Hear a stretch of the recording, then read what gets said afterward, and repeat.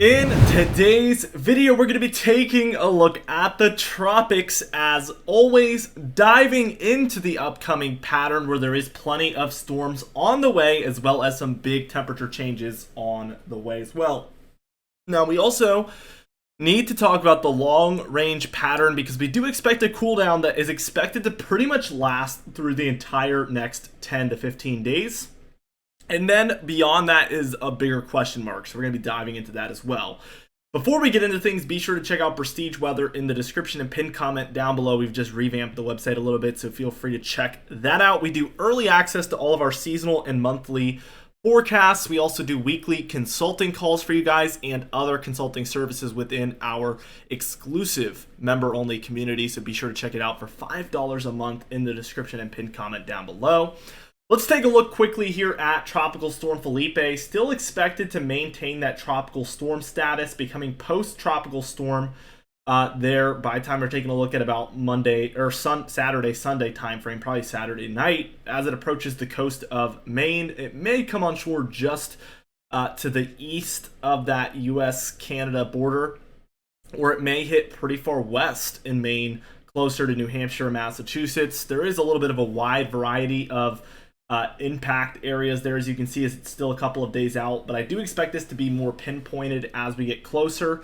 Obviously, I think it's really important to note that there is plenty of time for things to shift, as we mentioned, but also it is going to take on more nor'easter type characteristics, so that is going to be interesting as well. Kind of as we move through with things, again, it becomes less tropical, and it's going to meet up with a cold front coming through, at which point it's going to be a lot more like a either kind of combined tropical system / nor'easter, or just purely more of a nor'easter type storm. Regardless, a lot of wind, a lot of rainfall could be expected for the northeast and then the southeast of Canada. As we take a look at the overall tropics, we can see it's just Felipe out there, a little bit of a quieter time period. We are watching over the next 10 to 15 days for some activity in the Gulf of Mexico. We're going to talk about that in a little bit, but there is certainly some potential activity taking place there. Let's take a look here at the upcoming pattern. By the time I reach later this afternoon on October 4th, we can see a lot of thunderstorm and showery activity there for Texas, Oklahoma, Arkansas, Louisiana there.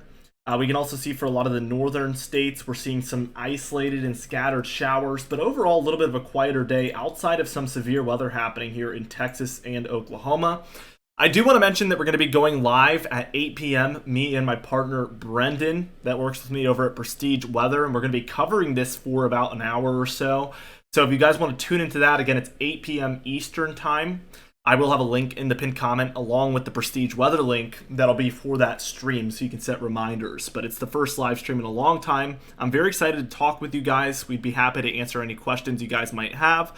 So even if you live outside of the severe weather zone, it is going to be a little bit of a Q&A. So be sure to tune in. You won't want to miss it. It's going to be very interactive, and I'm really excited to interact with you guys. Now let's keep going. By the time we're reaching Thursday timeframe, we see this frontal boundary that I was talking about has now fully developed. We can see it here on the precipitation. So that is the cold front boundary. Here is the Arctic blast here. We can see a low pressure system along with it. So certainly a very interesting setup. By Friday afternoon, we can see that there is still this frontal boundary here. And now the Arctic air is digging further southward into the United States.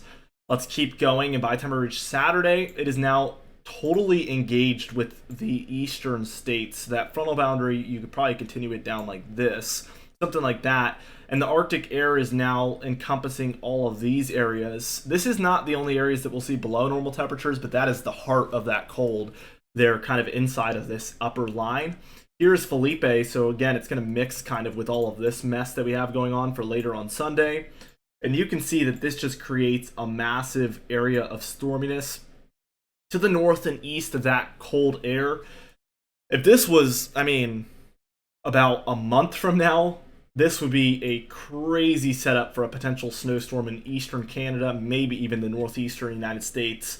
Something similar to what we saw along with, Sandy, obviously on a much less intense scale, but just early season snowfall happens oftentimes when you have lows this strong combined with the Arctic air, so it would be a perfect storm. We're a little bit early in the year for that, so that kind of changed things a little bit from their potential, of course, but regardless, it is going to be a pretty impactful system. By the time we're reaching about the 10th, which will be about Tuesday, we do see that there is some heavier rainfall moving onshore to a lot of the northwest here, so Washington, Oregon, California there. We're seeing plenty of this activity. Wednesday, the 11th here, we see that this is mostly for the Rockies. Still a little bit weaker, so we see some snowfall here for a lot of Idaho, Montana, Wyoming, Utah, Colorado. And then we could see some showers ongoing here for a lot of the Great Lakes and the Northeast. Thursday, we see that this is all kind of moving eastward, so we see this kind of weird pocket of some storms. This might be in the form of thunderstorms for some areas like Kansas, Oklahoma, Missouri, Illinois, Kentucky, Indiana. But the northern areas, likely it's just showers, and there is always the possibility that it's all just showers.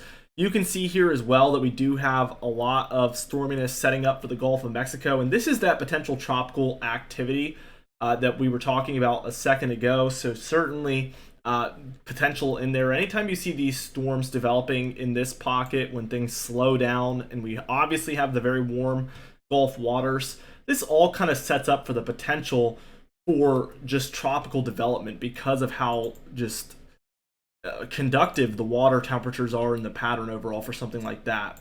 This is when things get really interesting at the end of the model run. We still have a jet stream doing about like this, and now we have this 996 millibar low pressure center over Kentucky, bringing a lot of storms here into the east. And this is going to be very interesting because this is one of the stronger lows we've seen in the eastern states in a while. And this obviously becomes more and more common as we reach the fall and winter time. So this is a true fall time storm. So I'm very curious about what this could look like if we do end up seeing this happen.